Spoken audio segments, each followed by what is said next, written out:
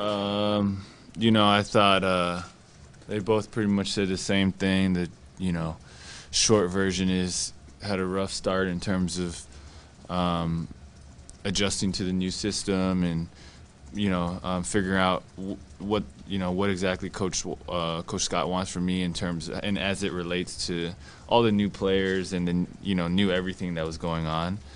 And then as time went on, it just felt like there was good progression.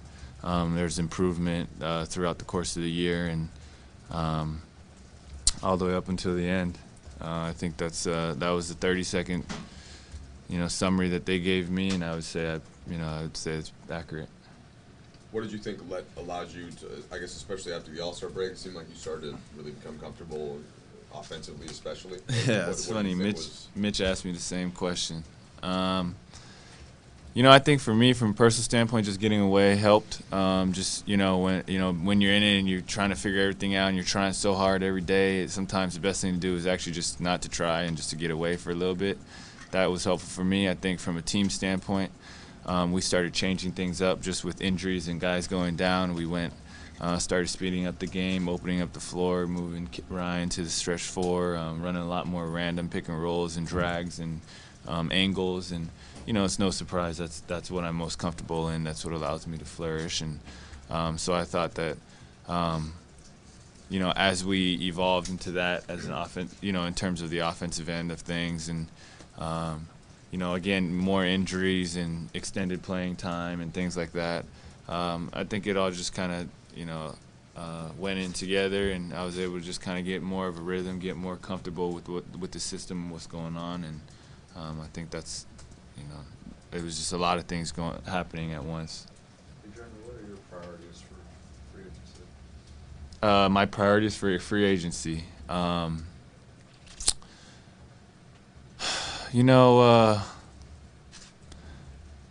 haven't even spoken with my agents about it, so let me think. I would say the biggest thing for me for free agency is to make a good decision in terms of where I want to be and where I think would fit well for me. I think that's about it, I guess. Nothing really beyond that. I'm not too worried about the years, or I don't have any goal on the years or a number, what I'm getting paid or anything like that. I think for me, just I want to find a good place, and hopefully the best place for that I could fit in at. So it's more of just your role and how you feel like you fit into whatever. Yeah, I think that's I think that's important for me. I think I'm 26 right now, and by the time next season starts, I'll be 27, kind of going into the physical prime of a athlete, and I just feel like I want to be able to find a good fit for me, and then do the best I can in wherever that is. And I know everyone's going to ask, or there's going to be questions, and I've definitely not ruled out here in terms of what's going on. And I was talking to the coach and Mitch, and they obviously have a lot of things going on with free agency, the draft, and all that. But I thought that we made a lot of progress in terms of them learning about who I am as a player and as a person, and me learning about who they are and what they want and what they expect on the court. And so I thought, similar to me, or like my evaluation of my own performance on the court this year, I feel like they learned a lot about me, and we were able to kind of grow and improve in terms of everything that's going on here. Yeah. Do you feel like the natural progression that you guys made together, both sides made, would be enough to kind of make a good situation for you in the future? Would some things need to change in terms of the offense and what Byron was asking you? I mean, I think it's never going to be perfect, and I think right now, I'm definitely encouraged and very optimistic in terms of the progress that was made towards from if you talk to me in December or January, I had a very different opinion than what I do now in April. I do think there's a lot of things done, and so it's more about the progression or where we're headed versus walking in and having everything be perfect or exactly the way I want it to be or cater totally towards me. That's not what it's about. So yeah, I do think we're headed in the right direction, and that's all I can ask for. What was December, January like for you? It was tough, just different roles, and it's one thing I went through, losing my starting position in Houston, but we were a playoff team and we were doing well, and here we were at the bottom of the standings and setting all types of records in the wrong way. And I'm an athlete, I'm a competitor, and I care very, very much about my job, and it hurt. It was tough. Jimmy, was there ever a point in the season when you felt like this just wasn't the place for you? I get really scared to say absolutes, and so I don't think there was a time in the season where I know how fast things change in this league.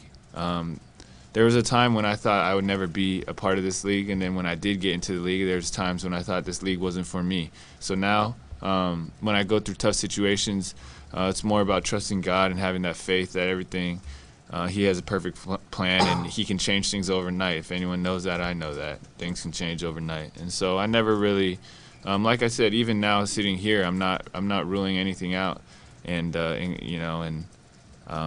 don't know where I'm going to be next year, but never say never. And I would definitely keep this open. It's not like this is, last resort. Is there any chance your knees can need a procedure or anything like that? Is there what? Any chance your knee will need a procedure? Oh, no. Knee's good to go. In terms of, we're going through the process. I started running and cutting today, and then, hopefully tomorrow or the day after, I just want to, play a little one-on-one, and I'm pretty much there, able to play one-on-one. I think it feels great. We got all the swelling out. There's 100% range of motion, and there's no pain. So that's good. What feedback did they give you, Mitch and Byron, as far as how they might see it? Yeah, they were just talking about it was 2 separate meetings. So let's see. Coach Scott was kind of just talking about being able to put on different hats in terms of who I am. Just my first instinct is to attack, and sometimes facilitate a little more, and then Mitch kind of talked about getting into pain and picking up your dribble, which is very true as well. And so I think that was kind of the feedback that I received, which I would agree with. How about just like free agency in general, as far as how they see you in the Sorry. No, it's the same thing that I kind of said earlier. I was basically saying what they were saying too, because I know it's true. They have to go through the draft to see what they get, then the actual draft, or the lottery, then the draft, and then free agency.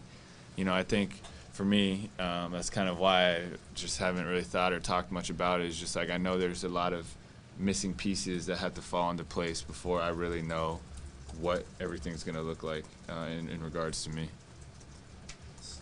It seemed like, at least at points during the year, a lot of the criticisms that Byron had of the toughness of the team, toughness of individual players, and things like that, some of that was aimed at you. Was that? I don't know. I don't know. I don't know if that was aimed at me or not, but I think our respect for each other grew as the season went on. And he saw some of the stuff that I played through, and I probably, had no business playing through.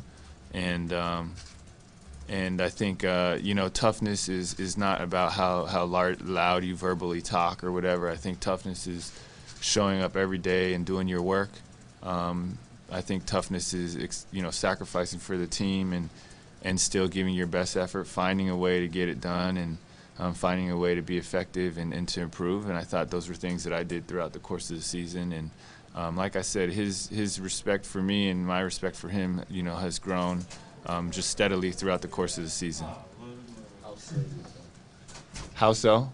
I mean, I just think it's evident by him, from his standpoint, whether it's, playing me more, giving me more minutes, or, putting me back in the starting lineup, or, running specific plays or trying to get me going, different things like that just shows that, he's growing in terms of how he sees me as a player. And then for me, understanding what he wants, figuring out, this is his style, or this is what he expects from me or from a point guard, and doing what I need to do, the changes I need to make to go towards that. I think, his comments that he had said the other day about, his critique on me and my approach to that, I think, that shows, that we've come a long way from where we were before. Is there, With that in mind, do you want to come back? Yeah, I mean, that would be great. I think for me, again, it's there's so much that needs to happen, but yeah, like I said, that would be definitely an option for me that I would consider. I'm here. I love the city. I love the fans. I'm comfortable, and I would definitely consider that for sure if that's an option. You may be the only guy in the league whose diehard fans can match Kobe's diehard fans when it comes to intensity. I'm sure you're aware of that. What is that like as a player to have that type of fervent fan? It's I love it. I love it. You think for me, I've seen it. I've gone through it. I've seen a lot of fans come and go, and it's what can you do for me today? And if you can't do anything for me today, I'm on to the next thing.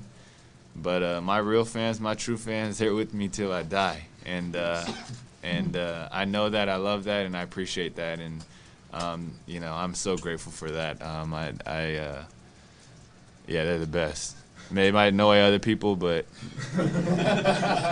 hey, they're rooting for me.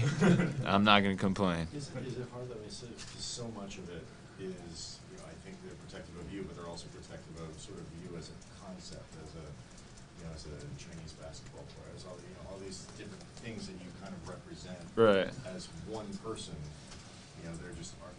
there aren't a lot of other people for them to funnel some of that energy into. Is that a hard burden to carry? So you're just saying I'm just kind of like, No, I'm just messing with you. They got no one else to root for, so they figure they should root for you. Nah, I'm messing with you. I think for me, I've let that go. I understand what my platform is. I understand who I need to be as a person, and everything I've always tried to be about is just authenticity and being genuine. Exactly what I say here is what I want to be able to execute when there are no cameras, and hopefully I'm able to impact other people and be a positive role model. But in terms of day to day, I don't think go into a game thinking I need to play well because there's a bunch of people watching and they're counting on me. I think for me, I go into games saying I got to play for God, and when I do that, I can, good or bad, I can go home and have peace. Hey, Jeremy, it seems clear in your career that you're best when running screen roll and running some of those things like you'd mentioned that you work. What's the balance in okay, if a coach wants you to do something a different way and it may not suit your skill set versus when you're looking at options? How do you balance all that? How did that work this season? How does that work for you next season? I mean, that's on me. That's my next challenge. That's what I want to take face on this summer is my name's been thrown around a lot, but I really haven't played that many games. I really haven't had that much experience in this league. My rookie year I didn't play. I've been through injuries and whatnot, but I'm still growing as a player, and sometimes people forget that that I'm still relatively young. And a year and a half of no playing at all. Taking off in a 5-year career, I've really only played 3.5 years, and there's just so much more to learn. This is my first year in a different system, and now I know. I've been through it. I've seen it. I've come off the bench. I've started. I've not played at all. I've played almost every minute of a game, and so I've had a wide array of experiences, and now I want to be able to make sure that I evolve my game to be someone who's not contingent on anything other than just me impacting the game. That's my goal, and it's an exciting challenge, and I'm looking forward to it. You had mentioned the critiques of Byron Scott, and he had told us that one of the things he loved about you is that you're able to take the criticism. Is that because you've gone through so much of that in your career? I think that's just how I am. I'm the kid who would come home with an A-, and my mom would be like, "Why didn't you get an A?" And it's always been tough love with my parents. And I think that's just how I was raised, and I never ever doubted how much my parents loved me, but I knew it was very obvious when I knew that they knew I had more to give, and so I think being raised in that environment was helpful for me. And then I think, going through a lot of what I went through, just being really the only Asian in basketball growing up and everywhere I went and dealing with that and being overlooked many times, I think criticism and people doubting or people speculating doesn't bother me anymore, because I know as long as I stay on this path, it's a marathon journey. And there's a lot of people that I bypassed that I never thought I would. And so I think for me, it's just I've always seen it as a good opportunity. If someone's criticizing you, then you take it for what it's worth and you try to make as much out of it as possible. Last one, guys. What do you take away from playing with Kobe this year and all the adjustments to that? I think my biggest takeaway from my experience with Kobe is just the mental side of things. Early on in the season, he gave me a lot of advice about how to watch film, how to think through the game, how to approach a game. I remember there was one game where he was really struggling in the first half, and then at halftime he was just laying there like with a towel over his head, and I didn't know what was going on. It was kind of weird, to be honest. But in the second half, he just came out and just exploded. And later he texted me. He was like, during that time when I had my towel over my head, I was just thinking about, playing with, the mindset that he was talking about. And I won't share everything he said, but it was just seeing him do that, help me. And now that, I feel like I've learned from him and seen, and I had a film session with him earlier about how he, like the stuff he looks at when he watches film. I think I'm going to take all of that with me. Whether I come back or not during the summer, I know I'm going to be able to take what he's done and how he approaches the game, and I'm going to be able to apply that to me specifically.